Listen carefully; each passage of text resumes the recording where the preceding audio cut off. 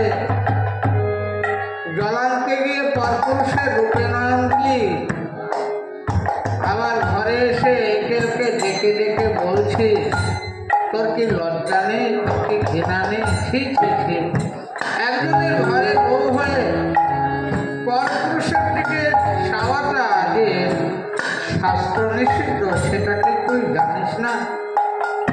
আমি জানি, কিন্তু কি করবো বল, যেই না সেই গৌরাঙ্গের রূপে একবার নয়ন পড়ে গেল, নিজেকে আর আমি সামলাতে পারলাম না। আমি যে পরের বউ, আমি ভুলে গেলাম আমি যে নবদ্বীপের ফুলের কুলবতী, সেটাও আমি ভুলে গেলাম।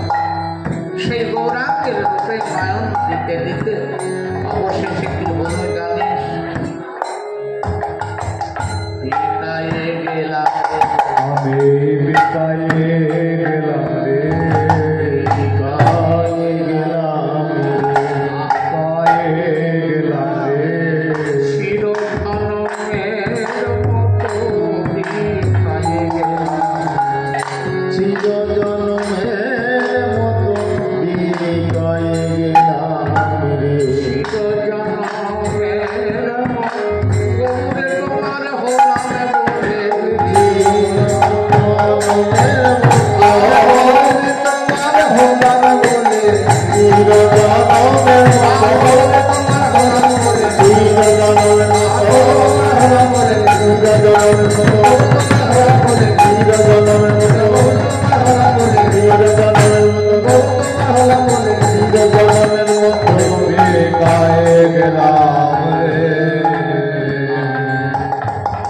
এখন কি অবস্থা? গোদা গোদা বলি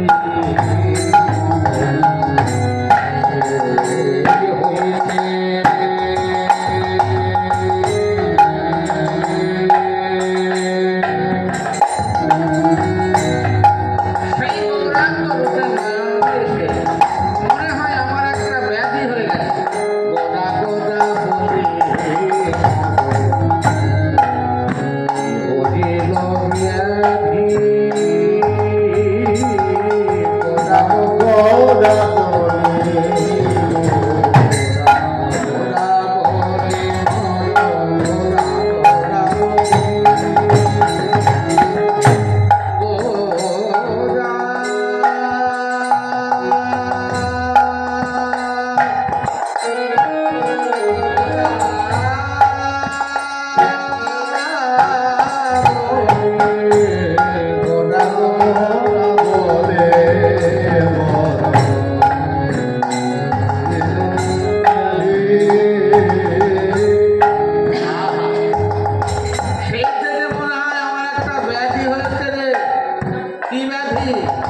না গোরা গোরা বলি, সবসময় জিহ্বা ওই গোরা গোরা গোরা বলেই যাচ্ছে।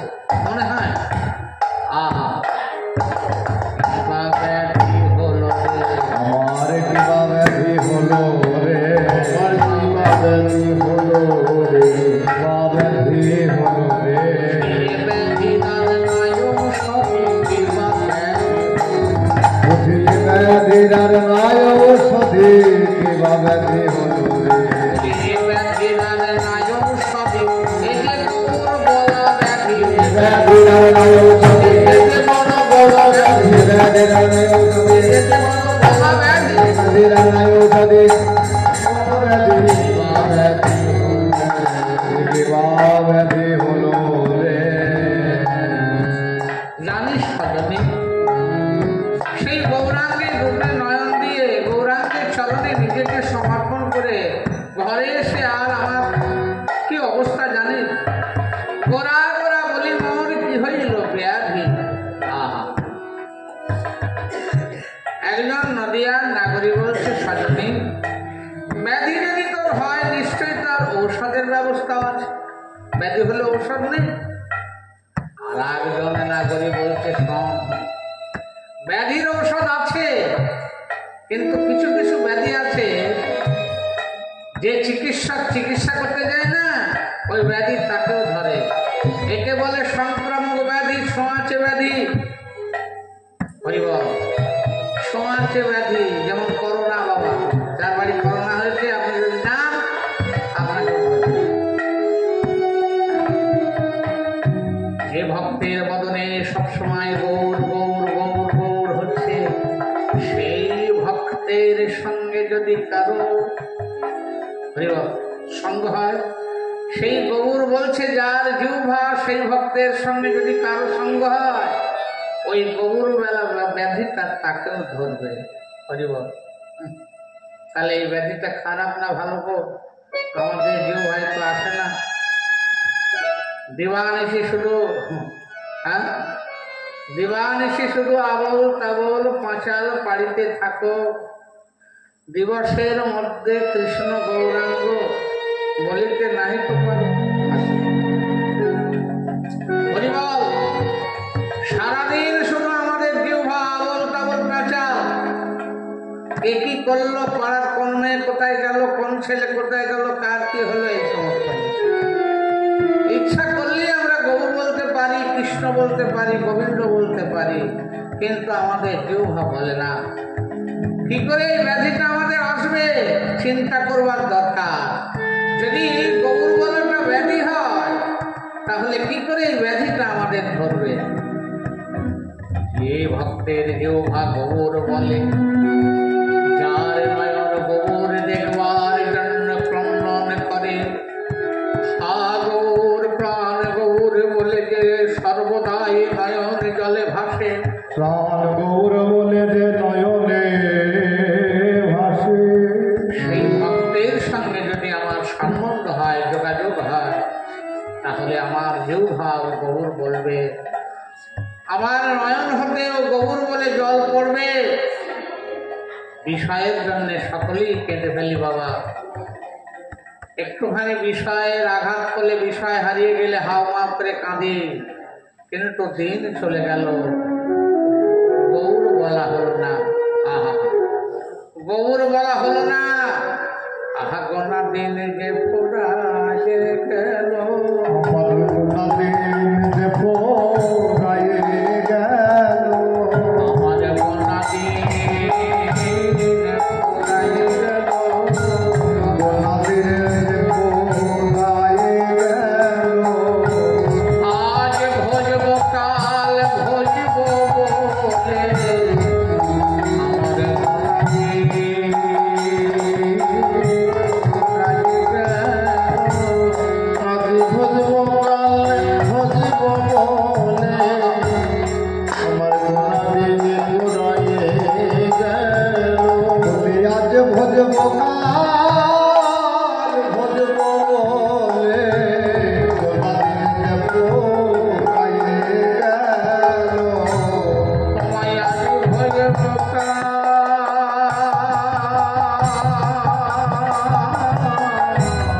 ভজব বলে,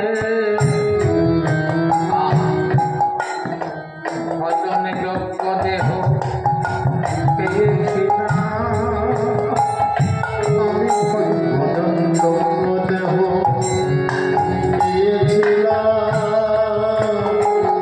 আমি ভজন যোগ্য দেহ পেয়েছিলাম, মেলায় জনমে হারাই না, ভজন যোগ্য দেহ পেয়েছি না। আমি হেলাই জন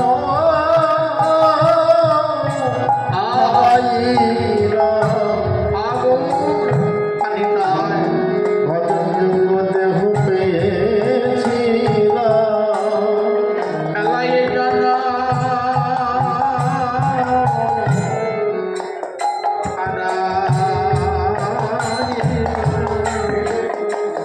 আজ ভজব কাল ভজব বলে, আমি হেলাই জন হারাইলাম, আমি ভজব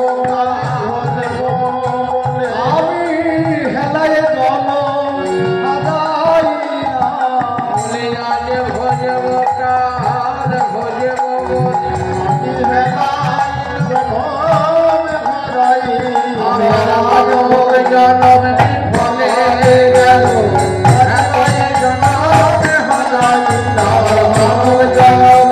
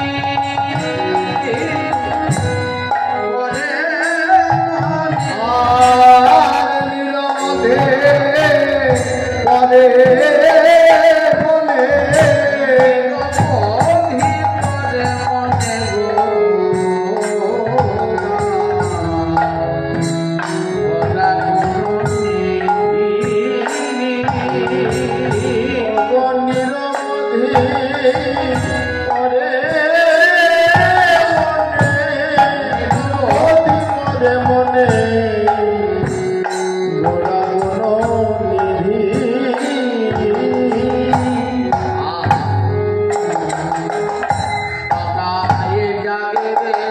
বলে সদায় জাগে রে ওরাঙ্গের মনের কথা সদায় জাগে রে রঙের গুণের কথা সদাই জাগে রে গৌরাঙ্গের বদনে খানা সদায় জাগে রে রসের মদন খানা সদায় জাগে রে রসের বদনে খানা সদায় জাগে রে রসের মদন খানা সদাই জাগে রে হরি নামে মাখা বদনে খানা সদায় জাগে রে হরি নাম মাথা বদন খানা সদাই জাগে রে নামে মাখা বদনে হরি দিবানি সিহিয়ায় জাগে রে নামের বদনে খানা দিবানি আই জাগে রসের মদন খানা সিহিয়ায় জাগে রে দিবানি সিহিয়ায় জাগে রসের বদনে খানা দিবানি সিহিয়ায় জাগে বদন খানা জাগে রে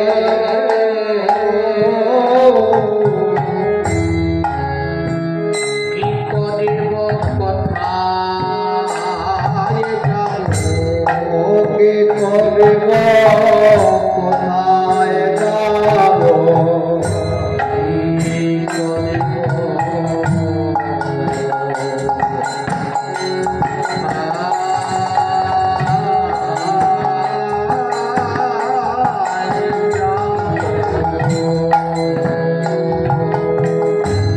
কি করিব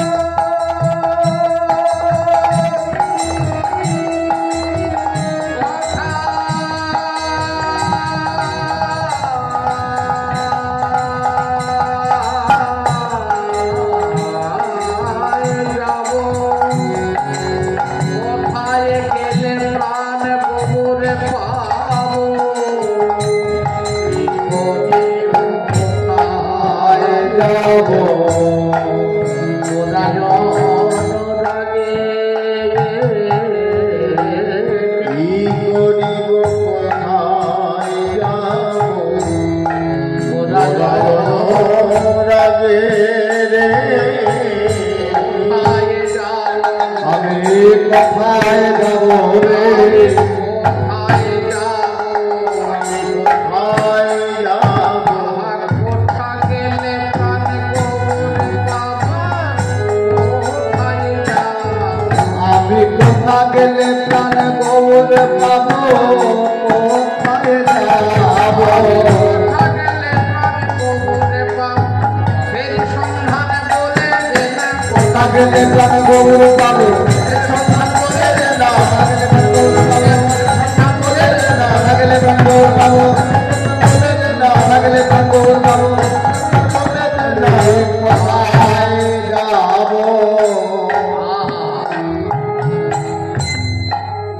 কে বলবে পথের সন্ধান কোটি কল্পকাল অনন্ত দেহে ভ্রমণ করা সত্ত্বেও সঠিক পথের সন্ধান না পেলে জীব তাকে পাবে না। অন্ধের মতো ঘুরে বেড়াতে হবে। জন্মাবো, আবার মরবো, আবার জন্মাবো, আবার মরবো, এইভাবে অনন্তকাল ঘুরে বেড়ালো। যতদিন সঠিক পথের সন্ধান জীব না পাবে ততদিন তাকে পাওয়া যাবে না। হরিবল। কলিযুগে পথের অভাব নেই, মতের অভাব নেই বাবা, নাকি? অনেক মত, অনেক পথ। কিন্তু কবিরাজ গোস্বামী চৈতন্য চরিতামৃত গ্রন্থে বলেছে কৃষ্ণ প্রাপ্তির উপায় বহুবিধ হয়। কৃষ্ণ প্রাপ্তির উপায় বহুবিধ হয়, আবার কৃষ্ণ প্রাপ্তির তারতম্য বহুত আছে।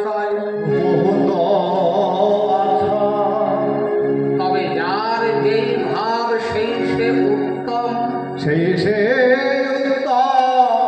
তটস্থ হইয়া বিচারিলে আছে তারতম।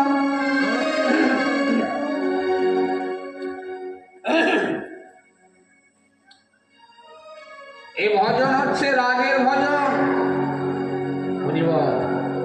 অনেকদিন আগে থেকে এটা জীবকে বিতরণ করবার কথা ছিল, কিন্তু কোন সম্প্রদায় দিতে পারেনি। কি বাবা, তাই তো নাকি? প্রাচীন কাল থেকে আমাদের ভারতবর্ষে 4টে সম্প্রদায় আছে। 4টে বৈষ্ণব সম্প্রদায়, অগণিত সম্প্রদায়, তার মধ্যে 4টে হচ্ছে বৈষ্ণব সম্প্রদায়। যেমন শ্রী সম্প্রদায়, যেমন ব্রহ্ম সম্প্রদায়, যেমন রুদ্র সম্প্রদায়, চতুর্সাং সম্প্রদায়। শ্রী সম্প্রদায়ের প্রবর্তক হচ্ছে লক্ষ্মী, ব্রহ্ম সম্প্রদায়ের প্রবর্তক হচ্ছে স্বয়ং ব্রহ্মা, রুদ্র সম্প্রদায়ের প্রবর্তক হচ্ছে স্বয়ং শিব। রুদ্র হচ্ছে বৈদিক দেবতা, শিব হচ্ছে পৌরাণিক দেবতা। আর চতুর্সাং সম্প্রদায়ের প্রবর্তক হচ্ছে সনক, সনাতন, সানন্দ, সনৎকুমার। এই 4টে সম্প্রদায়ের আবার 4জন আচার্য আছে। যেমন শ্রী সম্প্রদায়ের আচার্য হলেন রামানুজ স্বামী, ব্রহ্ম সম্প্রদায়ের আচার্য হচ্ছে মধ্বাচার্য, যে মধ্বাচার্যের মত সর্বশ্রেষ্ঠ মহাপ্রভু যে সম্প্রদায়ের। আর রুদ্র সম্প্রদায়ের আচার্য হলেন বিষ্ণু স্বামী। আর চতুর্সাং সম্প্রদায়ের আচার্য হলেন নিম্বাদিত্য, নিম্বাকাচার্য, সাথে বলা আছে। এই 4টে সম্প্রদায় তারা এই রাগমার্গের ভজন কলিহত জীবকে শেখাতে পারেনি। তাই মহাপ্রভু আসবার আগে মানুষ জানতো ভগবানকে ভজন করে কিছু চাইতে হয়। ধর্ম, অর্থ, কাম, এমনকি মুক্তি পাওয়াটাই সর্বশ্রেষ্ঠ। সাধন করে করে যদি আমি মুক্তি পেতে পারি সেটাই আমার সাধনায় সিদ্ধ হল। কিন্তু মহাপ্রভু বললেন না, মুক্তিটা তুচ্ছ। হরিব।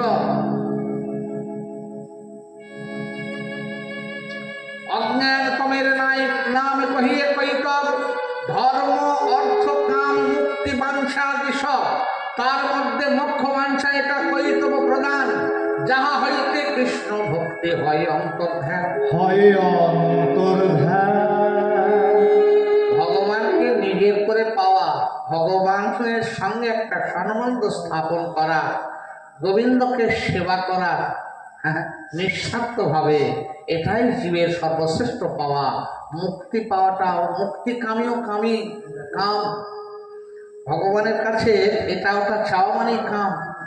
যতদিন কাম থাকবে ততদিন সেই ভক্ত শান্ত হতে পারবে না। সেই জন্য বলা আছে যোগী ন্যাসী, কর্মী, জ্ঞানী এরা সকলে অশান্ত। যারা যোগী ন্যাসী, কর্মী, জ্ঞানী সকলেই অশান্ত। কৃষ্ণ ভক্ত নিষ্কাম, অতএব তারা শান্ত। তাই অক্রধ পরমানন্দ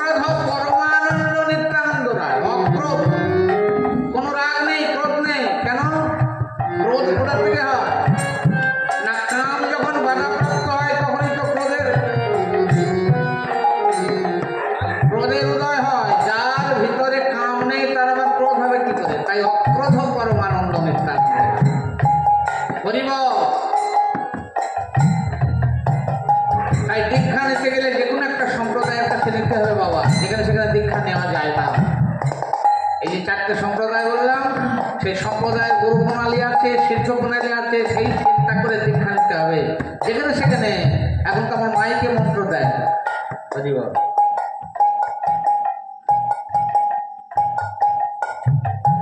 তা কে দেবে এই পথের সন্ধান?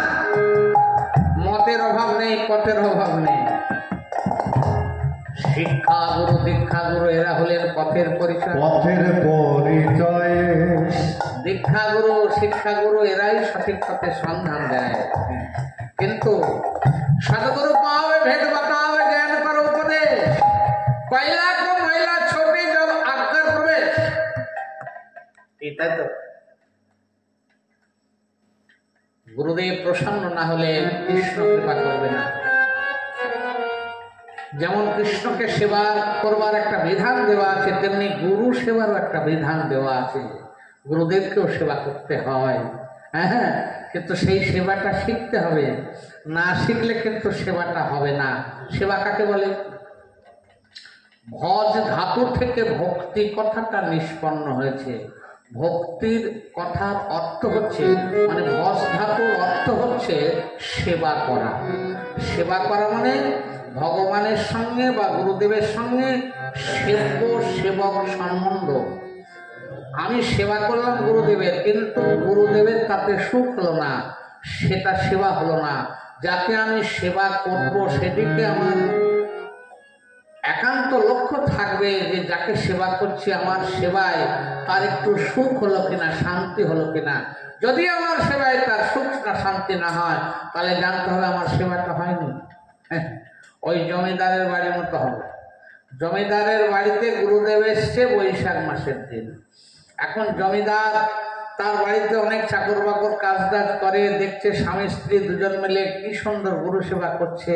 হ্যাঁ, বৈশাখ মাস, দুজনেই পাখা দিয়ে বাতাস করছে, জামাটা খুলে দিয়েছে, হ্যাঁ, লস্যি নিয়ে এসে ঘোল নিয়ে এসে দিচ্ছে, প্রভুর সেবা করুন। হ্যাঁ, ঠান্ডা জলে চরণ ধুইয়ে দিচ্ছে, ভিজা গামছা দিয়ে গা মুছিয়ে দিচ্ছে। আর জমিদার বাড়ি যারা সেবক, তাদের মধ্যে দু একজন কৃষ্ণ ভক্ত বলছে, দেখো আমাদের বাড়ি গুরুদেব আসে না কেন, দেখো এই যে দুজন মিলে সেবা করছে, এই সেবা তো আমরা জানি না। এবার সেই জমিদারের এক সেবকের বাড়িতে গুরুদেব এসছে মাঘ মাসের দিন, মাঘ মাস। তাহলে গুরুদেব আর জমিদার আর তার স্ত্রী যেমন করে গুরুদেবের সেবা করছিল, এরাও তেমন করেই সেবা আরম্ভ করেছে। মাঘ মাস, জামা খুলে দিয়েছে, দুজন মিলে বাতাস দিচ্ছে, ঠান্ডা জলে চরণ ধুইয়ে দিচ্ছে, লস্যি এনে খাইয়ে দিচ্ছে। গুরুদেব বলছেন, না বাবা আমি খাবো না। বলছেন, না বাবা একটু সেবা করার সুযোগ দিন আমাকে। ঠান্ডায় কেটে শক্ত হয়ে গেছে। বলছে, প্রভু এখন স্নান করাবো, দয়া করে স্নান করুন, আমরা তো আপনার সেবাই করতে পারি না। এরকম